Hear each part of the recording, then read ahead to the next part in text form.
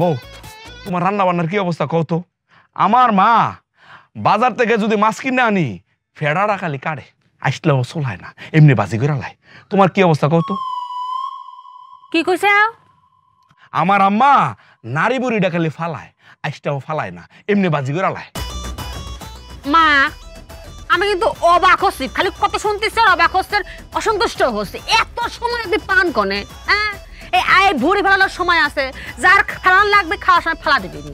হ্যাঁ, আর শোনেন, ওই মাছের ভুড়ির সাথে একটু আলগাতে তেলটা থাকে না, ওই তেলটা কিন্তু একটা এক ধরনের ওষুধ, ওমেগা 3, বুঝছেন? হায় সর্বনাশ! এতদিন আমি অত ভালো ওষুধটা ফায়াল দিছি, ওমেগা 3 আল্লাহ গো, আর তো ফালাইতাম না। এই অন্তকুলে মাছের তেল শুদ্ধ খাইবে। আম্মা তুমি কি কইতাছো?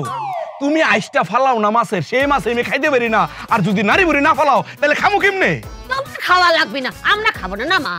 এই মাছের ফেডার মধ্যে বলে ওমেগা 3 আছে। হ্যাঁ, খুব ভালো ওষুধ, এটা খাইলে ভালো হইব। আর তোর যখন খিদা লাগবো তখন তুই লুহা খায় হজম করতে পারবে। ব্যাক আল্লাহ আল্লাহ, আমার ধৈর্য দাও, ধৈর্য দাও, ধৈর্য দাও। আমি এই দুজনের সাথে পারতাম না, ধৈর্য দাও আল্লাহ। বালার জিনিস শিখাইছো, করে যাই মাছ ফেডার সহ বাজি